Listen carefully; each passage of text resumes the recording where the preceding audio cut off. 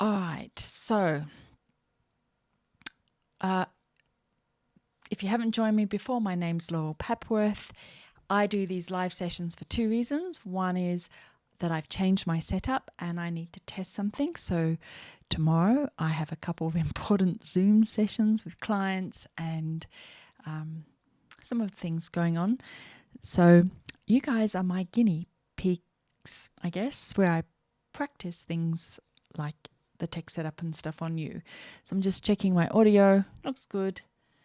Vision, yeah, big old head in the way, but that's okay. And the other thing we do is we look at social media news because it gives me an excuse to talk for 20 minutes, half an hour, sometimes longer if we find something interesting.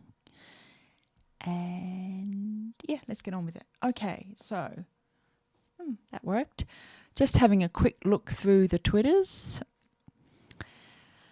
I don't like it when it refreshes. I want to show you things that are not privately posted, but I only follow about 3 people that have locked accounts, so there is that.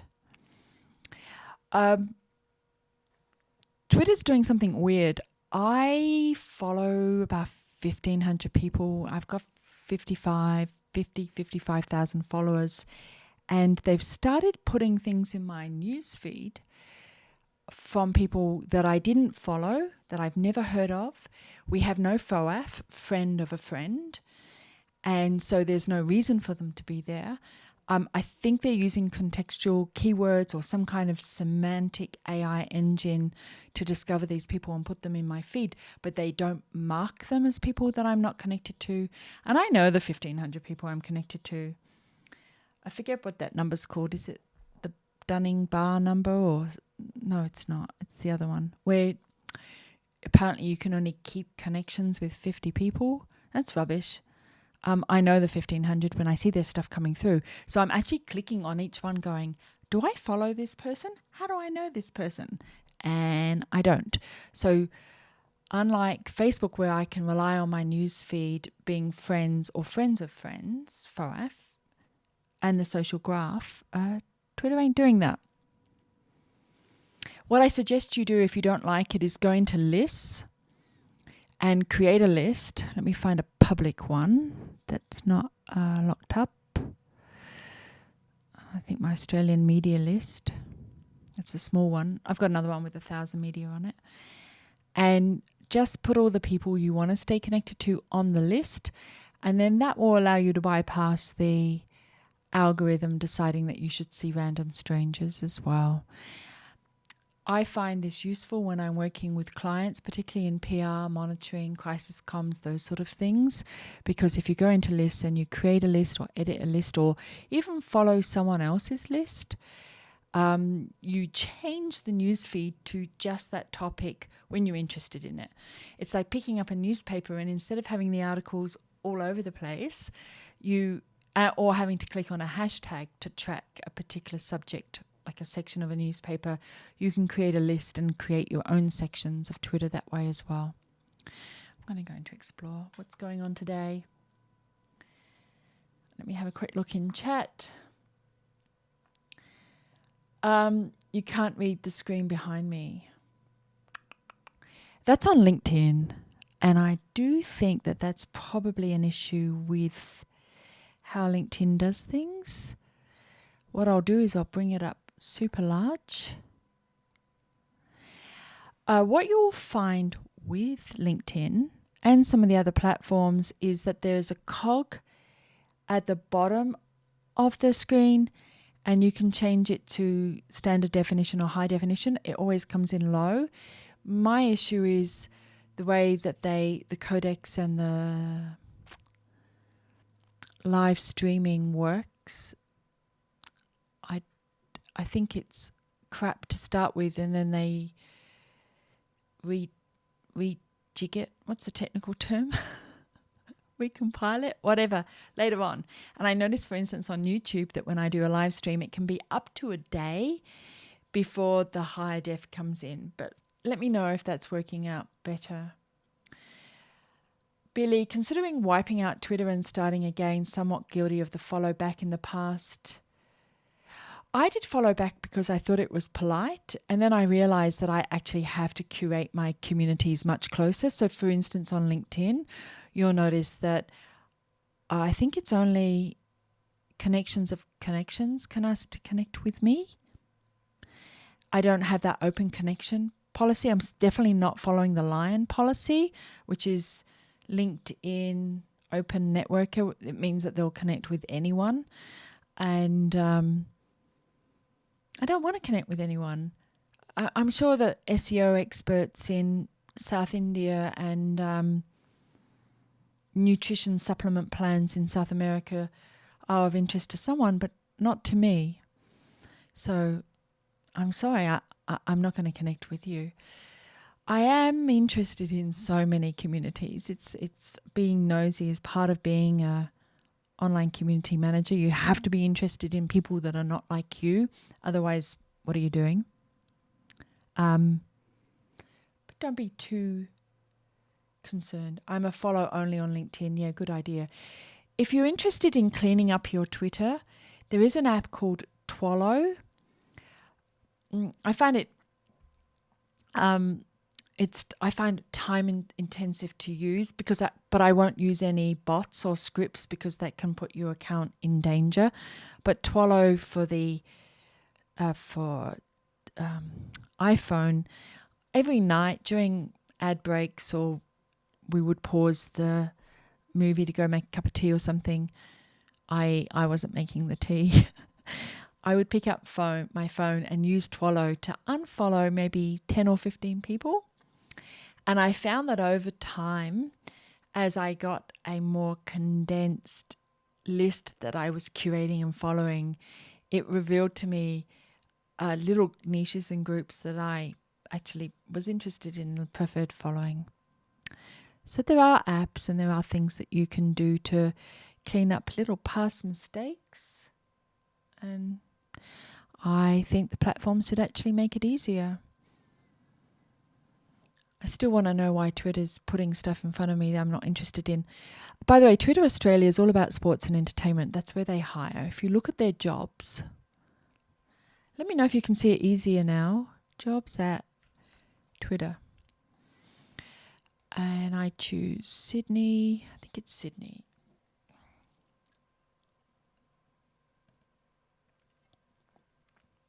It's a vitamin drink. It's a vitamin supplement in soda water.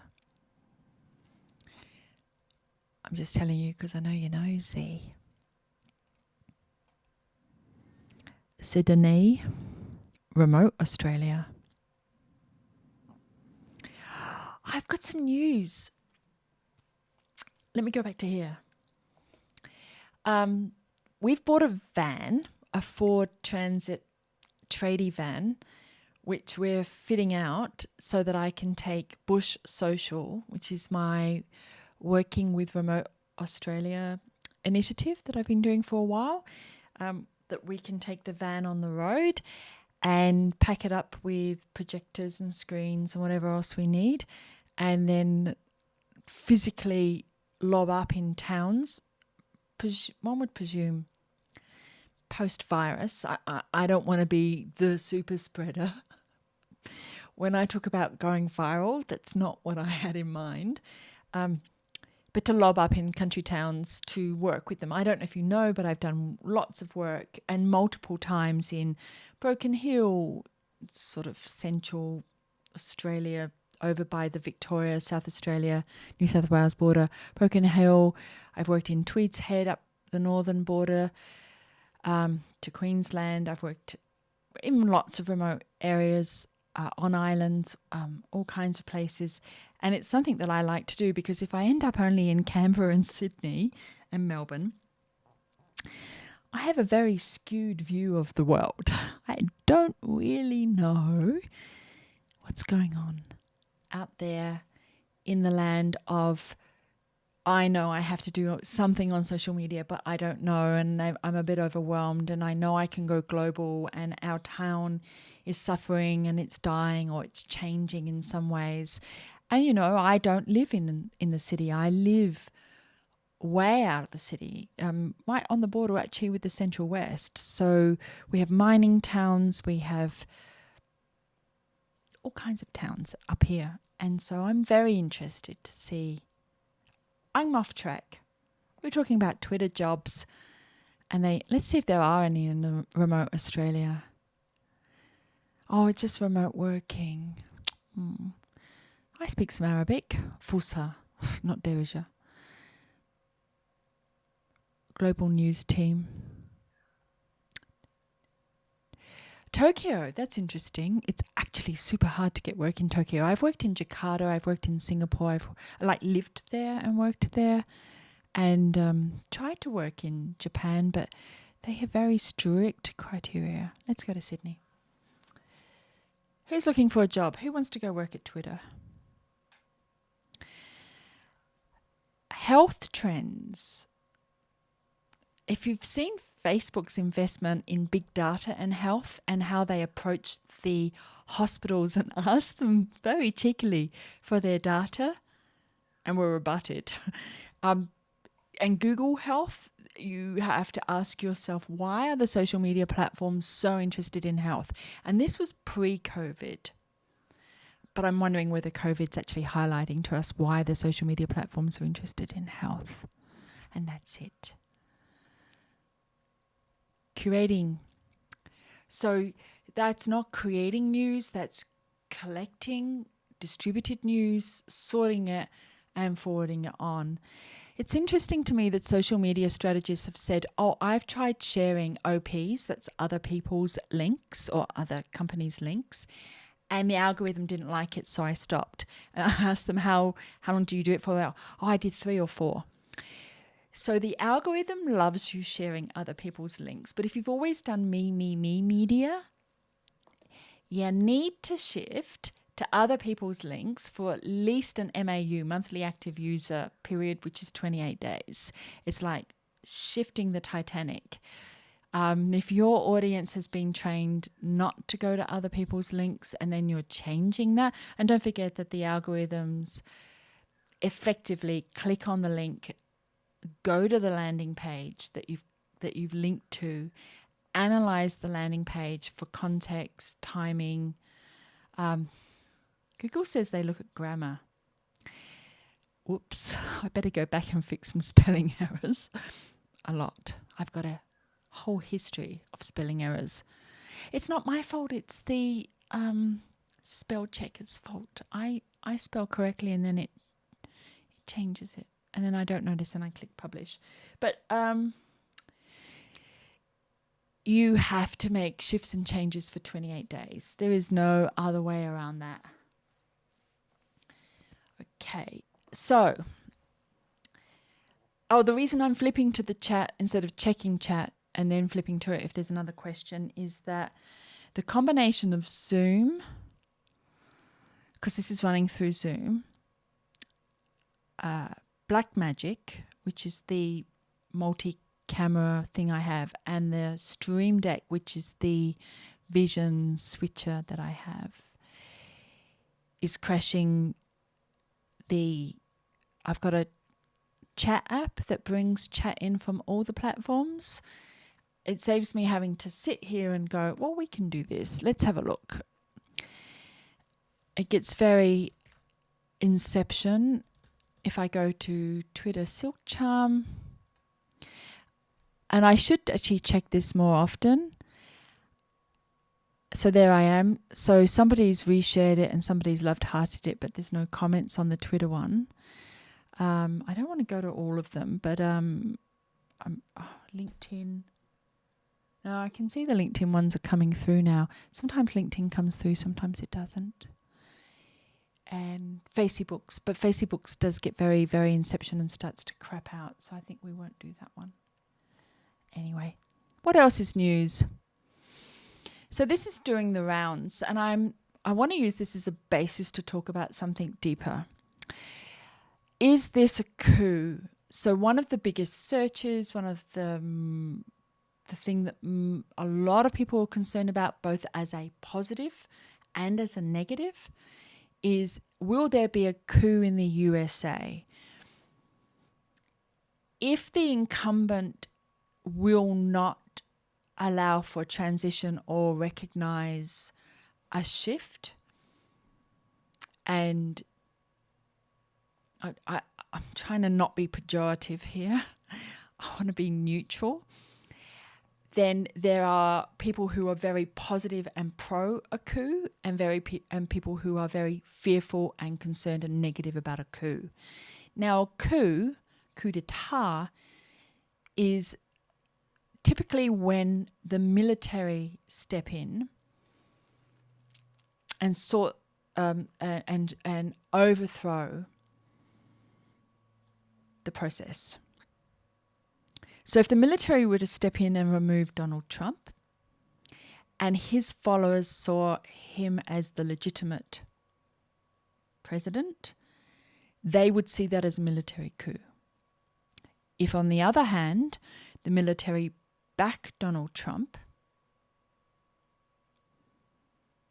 and Biden's followers would see that as a coup. Now, there is something else. There's another option.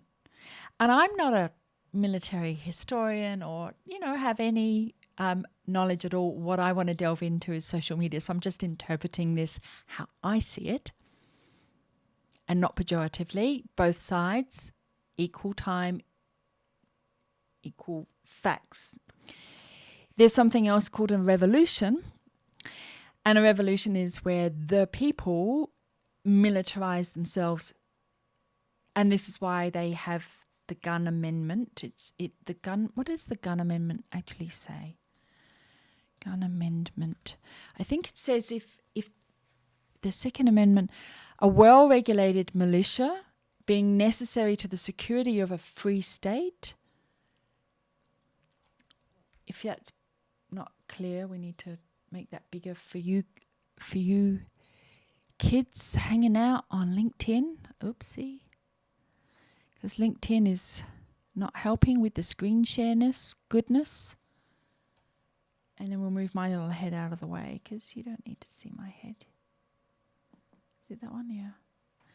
The Second Amendment, a well-regulated militia being necessary to the security of a free state, the right of the people to keep and bear arms shall not be infringed.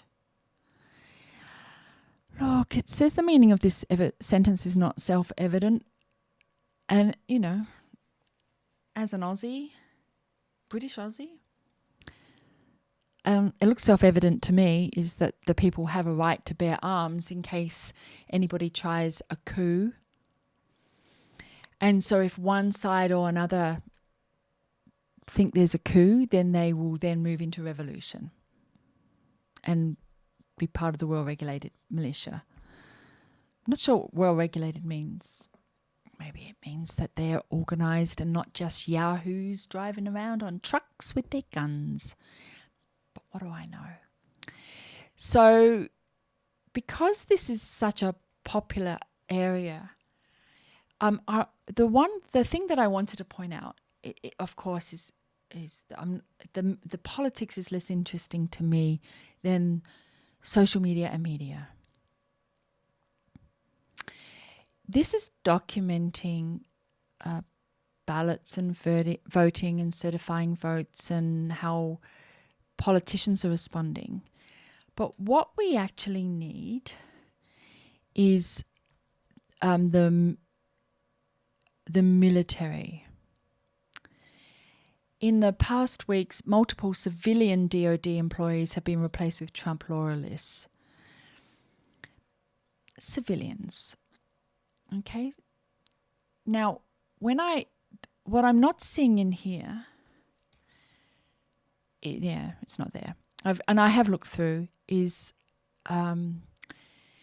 what the military are actually saying, and what they're saying over and over again is that they support the Constitution.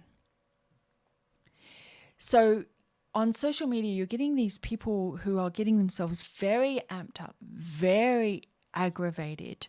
And what we have in this case is that people are uniting on purpose but dividing on values. So they're uniting to discuss the possibilities of coups, of fraud, of the election, and then they're dividing on what they think is happening and what the outcomes are going to be. And then typically what happens is they pull in influencers to back their arguments. So one of the set of influencers are scholars and academics. Still too small. I got that as big as I can. And we have influencers are put in to ratify what the community's paradigm is. It doesn't matter what the influencer is. If you like a particular kind of makeup or cosmetics, you'll pull in Nikki. I'm hopeless with beauty influencers. Nikki, what's her name? Or I know one of those. Lisa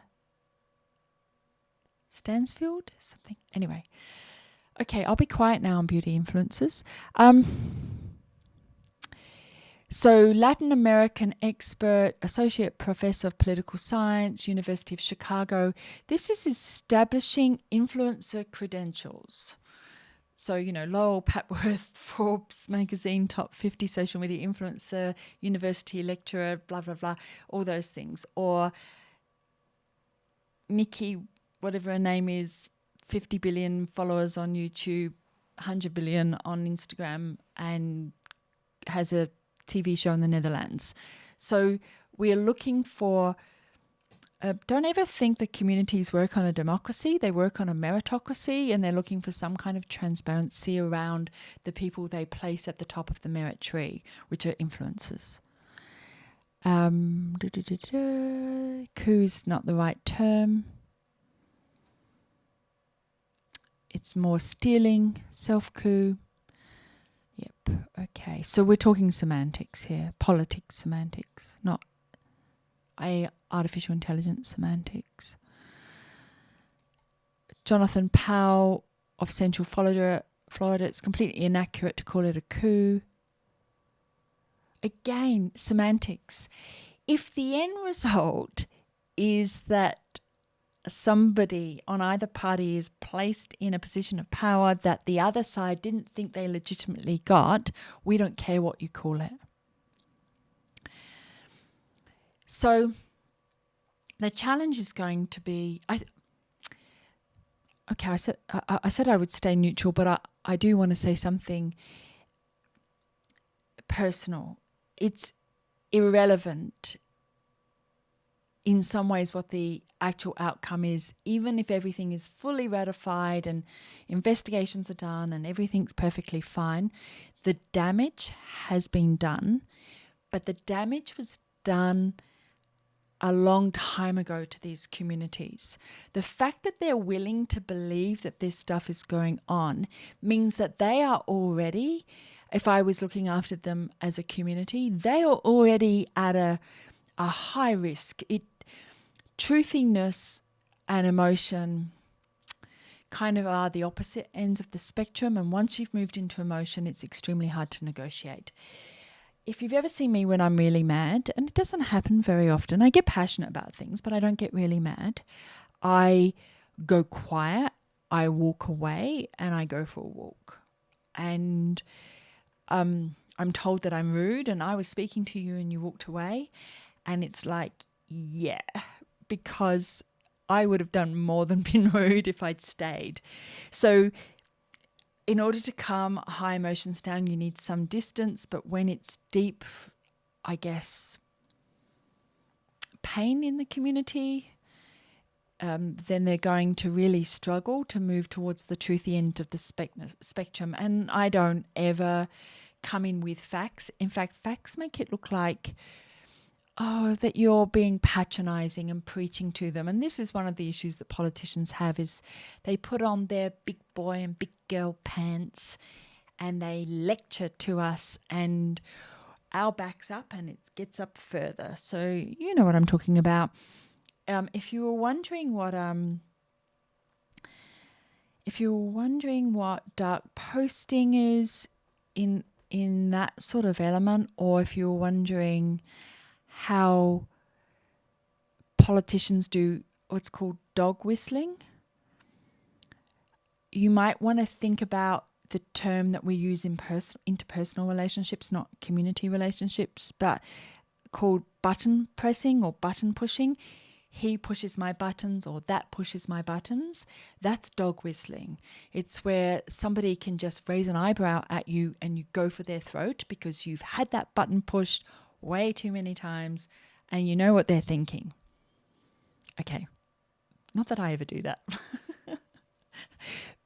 Dog whistling, button pushing. So there's some things that are happening here where the community, and they're going to do this a lot, they're going to bring in all kinds of community influences to challenge things. And the reason why a segment of the community are so anti-science, anti-academics and educated people, anti-politicians, anti-news, fake news, anti-anything that sits on the side of truthiness and fact is because the de-escalation of emotion has not happened. And that's what I mean by the damage in the community for this election. Let's move on because I want to bring this back to Australia and show you some things that are going on in Australia. So I follow Josh Butler on the Twitters. He's the political editor now with the New Daily. I forget who he used to be with. I don't track where they move around to a huge amount. I just like that particular person or that particular thing. And so we have a high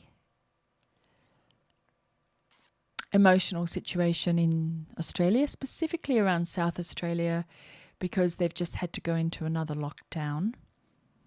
So the South Australia, that's not South Africa for my overseas viewers, South Africa Chief Health Officer, we had a security guard at the quarantine hotel called Medi Hotels that worked part-time making pizza. Did we learn nothing from the last 6 months? And then the second part is asked why allowed to work in hotel quarantine while also making food elsewhere. The Chief Health Officer says it was clear with retrospect. You look back and you think you could have done X, Y, Z. Retrospect, didn't they do a whole inquiry in Victoria on this same thing? And if you go to the Victoria inquiry, COVID, I think it's called quarantine, blah, blah, blah. This website, you can actually download the reports. Oh, it's gone small again. Let me just check chat again. Yeah, Billy, Twollow. TWOLLOW. Parler's news, and I covered Parler, Kerry, in the last video a little bit. I don't think it's going away. I went in and read the reports and they are very interesting and they specifically do highlight some of these things. I think what I'm seeing here, and again, it's high emotion.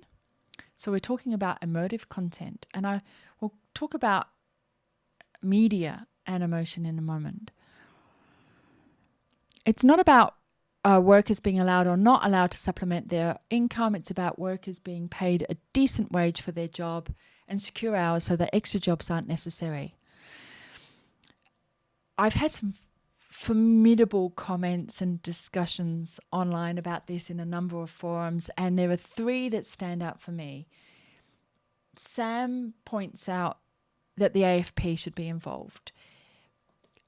And while that seems a bit scary, and, you know, I lived in countries where every time you turn a corner, there's somebody in a military uniform with machine guns and things like that. I don't think that the AFP would do that.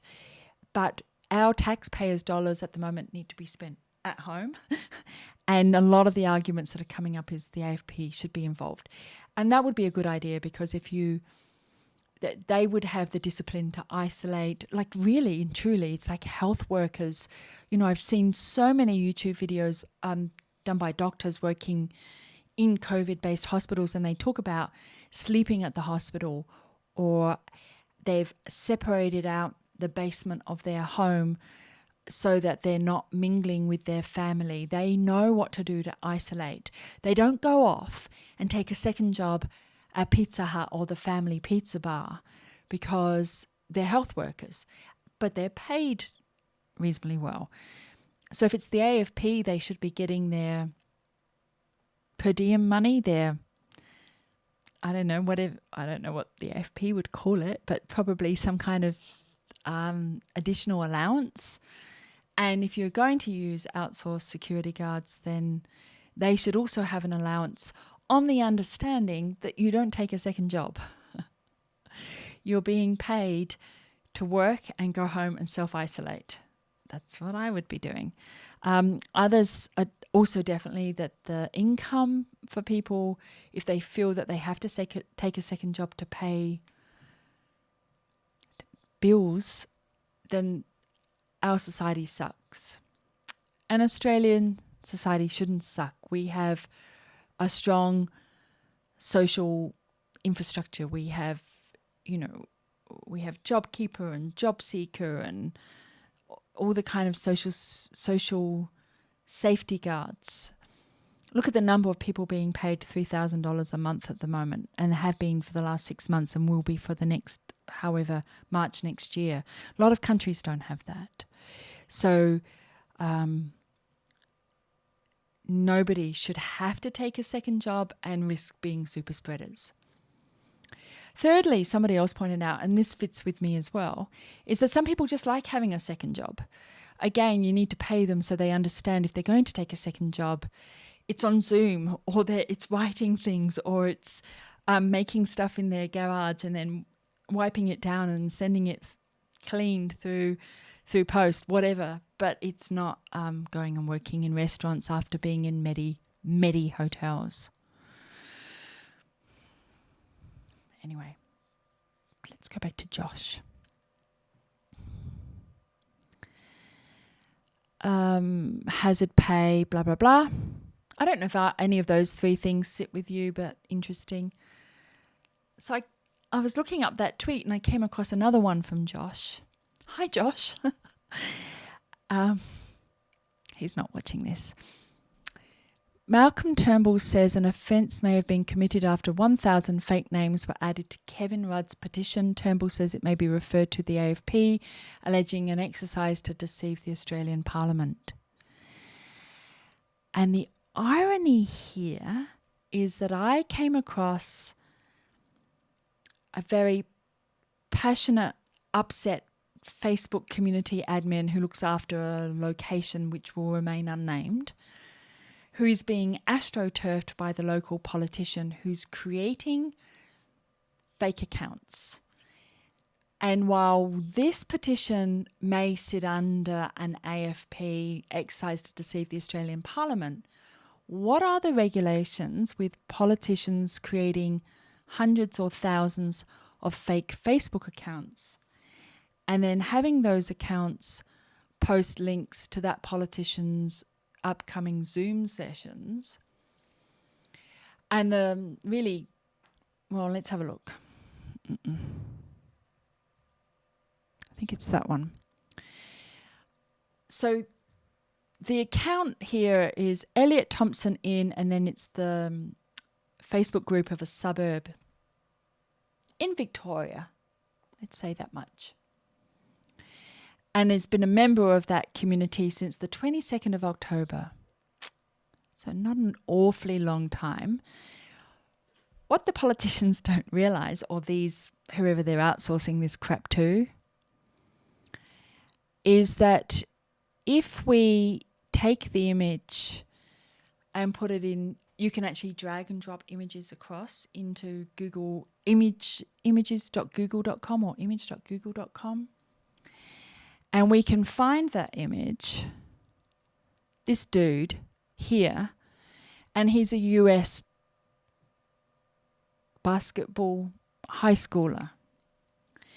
And what this community admin did was very intelligently went through and took all the images and searched them all those accounts have now been deleted. And the politician, an Australian politician, has now come back and threatened to sue the Facebook admin. And the Facebook admin went to the other group admins. You must understand the value of frenemies. They may be in competition, all these little Facebook group admins, 8,000 members here and 15,000 members there and blah, blah, blah, all within a geo-gated area.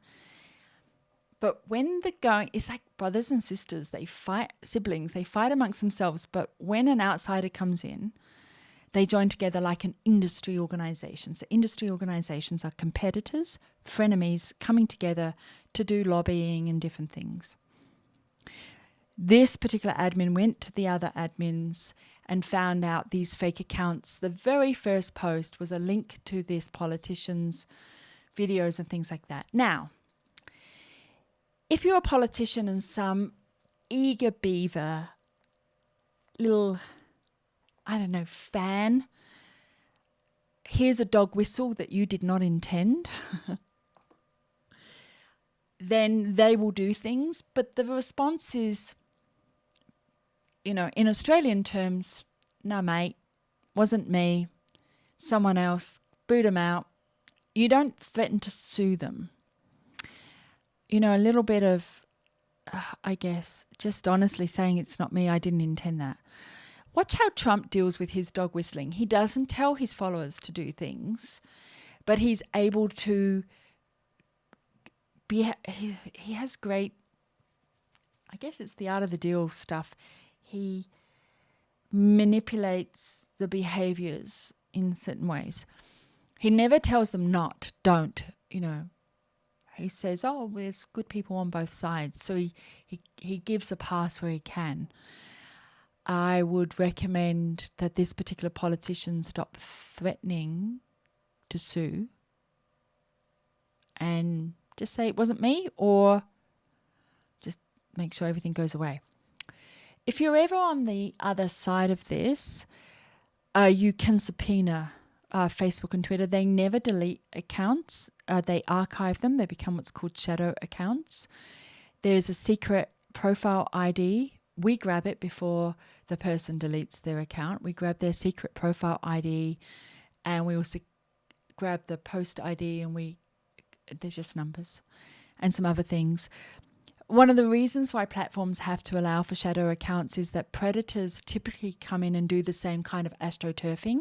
They step in, they don't groom on the platform, they discover target, and then they are usually try to be successful to pull that young person into a more secure environment for the discussions. Then they delete whatever the account and the discussions. So those things never truly get deleted, they get archived. Something else that's tracked is the IP address, and not only the IP address, but MAC address. I know that's not Mac, Apple. That's the machine addressable code. So when I've had to work in security and we've been tracking people through social platforms, the machine addressable code is that every device has a number, not the IMEI number or SSID or anything like that. It has a secret number that's extremely hard to edit. And if it is edited, that's trackable too. So it would be pretty easy if you were to grab the machines, the laptops, the phones or whatever, to go in and check those MACs, see if they've been changed, see what the number is, and then track it that way. The only way around it really would be to put it in the bin. Not in the bin, in the shredder.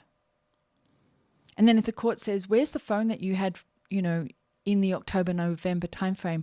I lost it. That could be problematic. I don't know. I'm not a lawyer. Feel free to correct me.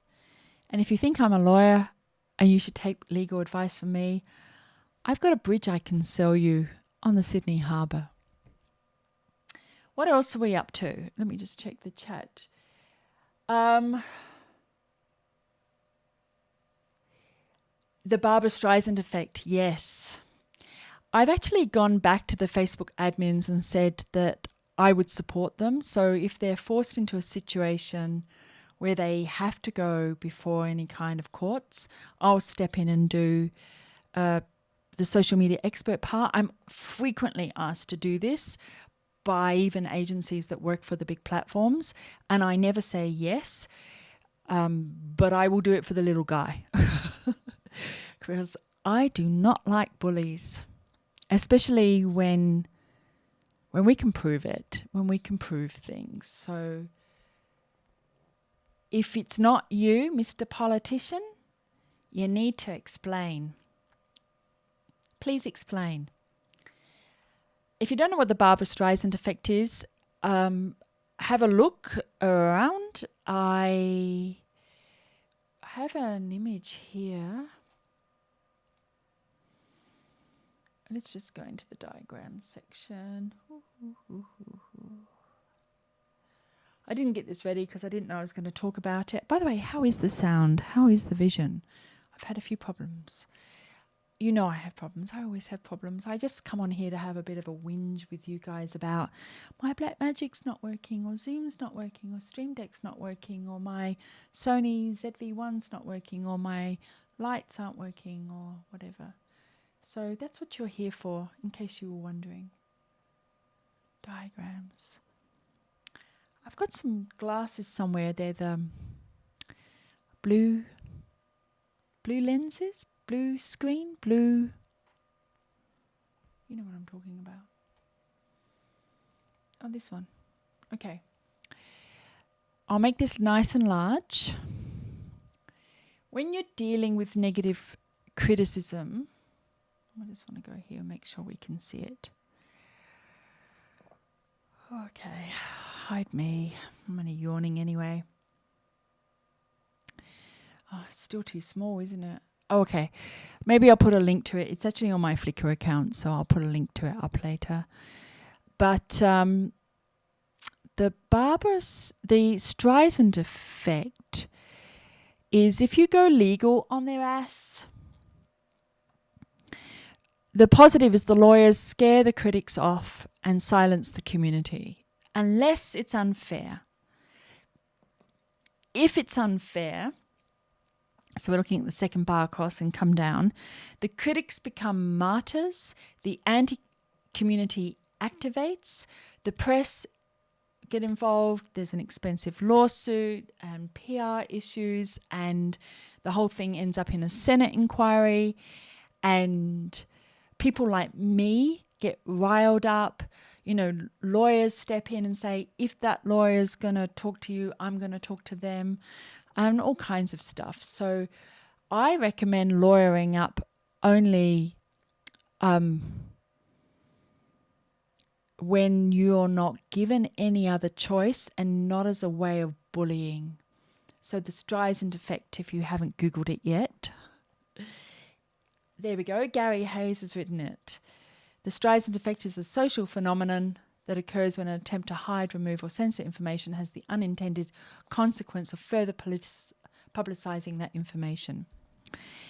And there's been some beautiful case studies. Beautiful. One of my favorites is that there's a secret code that allows you to decrypt DVDs and to take the region information, remove the region information, remove the DRM stuff. And that secret code is held by the DVD, the company that publishes the DVD. And the DVD company, I won't say who, accidentally published the code themselves on a website. And when I think it was, when I looked, there was like 13 people had mentioned the codes on WordPress, on Blogspot, on Medium. No, it wasn't Medium, on a few different sites. They lawyered up and sent cease and desist. No, they are asked for removals to the platforms, and the platforms removed the whole website, not just the article, but the whole website of those people.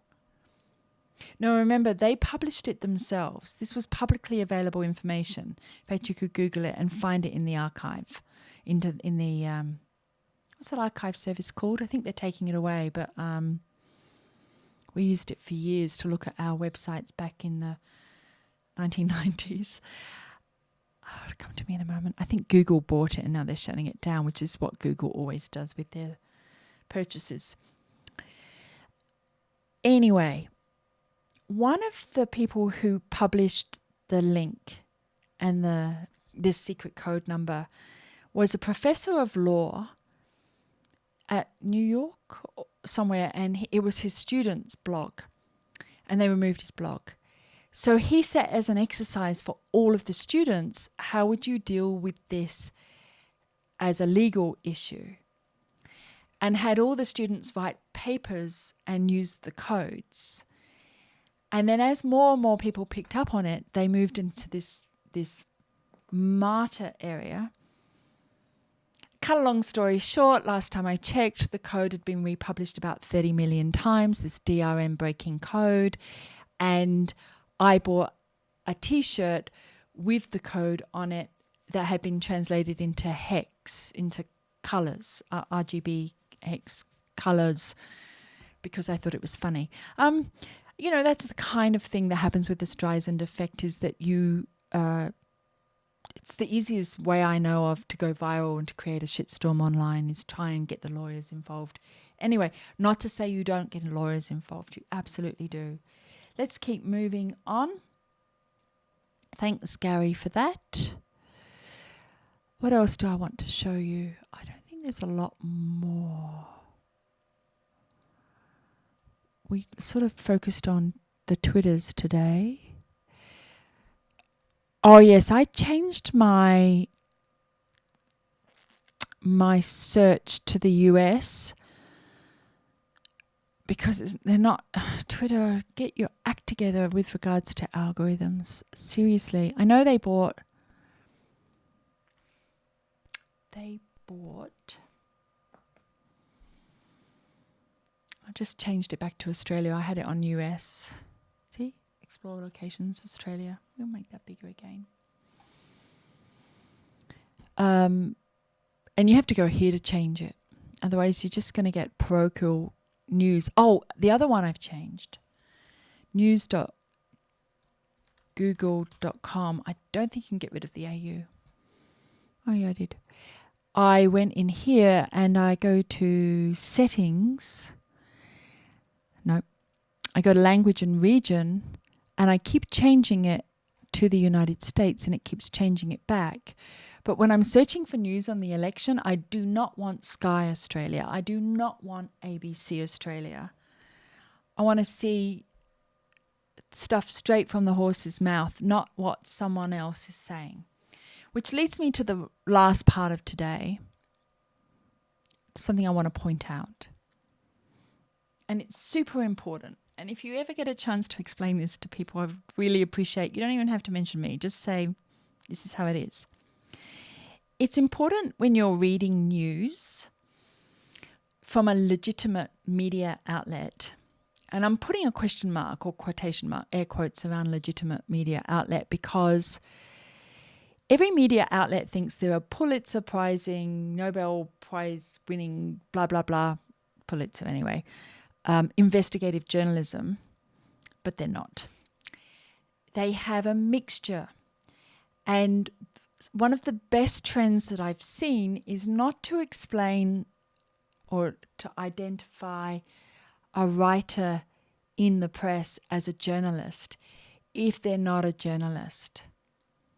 Because they're actually celebrities, entertainers, opinion writers, or I think the best term is personalities. So when Sky News quotes or has Peter Credlin, who's an ex-political advisor to Tony Abbott and now is with Sky News, when she writes things or says things, you have to remember her background is with that particular political party and has those particular political leanings, and she's an opinion taste leader, whatever. So let's call her a personality. When Fox News says something, it's not that they're a newsreader or that they have a morning show, or an afternoon show, an evening show, or midnight show, or whatever. They are personalities. They are not journalists. And media needs to get on board with this, because the reason why real journalists are being beaten with sticks around fake news is because fake journalists, i.e. personalities, are misrepresenting themselves as being factual. In Australia, a personality is Miranda Devine. She is not a journalist. I don't care what the background is. If you're not writing facts, you're writing opinions, you're a personality. I'm a personality. Not a particularly interesting one, but I'm a personality. I am a legitimate expert in my field of expertise, and I add on opinions on top of expertness. But you have to know what that foundation is. So if they're a left-leaning politician like Mark Latham, and they come into social media or they publish articles in traditional media, don't misconstrue them as journalists. So when people link to their articles, and I see that the article, I saw one this morning, it was literally 2 paragraphs. It was 2 sentences from Peter Credlin and 2 sentences from the Liberal right-wing MP, and that was all the proof that was offered. That's an opinion piece. That's a personality piece. It's not facts. So, yeah. I believe in investigative reporting. I believe that it's done by both sides. I personally collected a list of hundreds of bloggers that have been executed, assassinated, or killed in unusual circumstances for doing investigative reporting. Investigative reporters do not have to live within a newspaper or media outlet of some kind. They can be whistleblowers. They can shout out to Gentleman Jack, the police whistleblower in the UK, who wrote a book. They can be doing deep investigation. They may not be impartial, and it's important to remember that. Impartiality in some senses is overrated, partly because journalists are struggling to be impartial within a partial system. So if you're writing for Murdoch Press, good luck with staying impartial when your impartiality is surrounded by all that other stuff around you, including, including the personalities. So choose. Do you want to be a personality? Do you want to be a fact maker? I'm waffling. You know what that means. Does Red Messenger? Steve, I don't know what does Red Messenger mean. Maybe it's in reference to a question further up. Anyway, looks like everything's working. I feel pretty confident with my Zooms tomorrow. Fridays is my political day, my politician's day, when I'm talking with all kinds of political tastemakers. Using that, I like that term. I've been using a bit lately. It's an old term. Tastemaker was the term we used before influencer. And maybe I'm hungry. What time is it? Oh, it's 12 o'clock. I've been up since early this morning, so I'm very eager to go and have something to eat. Still haven't shifted from Feedly. Still looking at InnoReader. I will do an updated list of apps and social media tools that I'm using. I particularly want to do one in the next couple of weeks before Black Friday. Not a fan of Black Friday. I don't line up for hours and then try to stab people in a line to get a washing machine for $1. I haven't recently anyway. But I do like Cyber Monday or the cyber products. Impact on the environment is much less. And if I'm going to use those products anyway, why not get them on a lifetime deal rather than paying, $20 a month or hundreds of dollars a month or whatever. So I'm looking forward to Black Friday, Cyber Monday for social media. I'm probably going to do an offer on Giving Tuesday, which is the Tuesday after Black Friday, where people can book sessions with me. I don't do discounts. The number of times I've done a discount, you can count on one finger.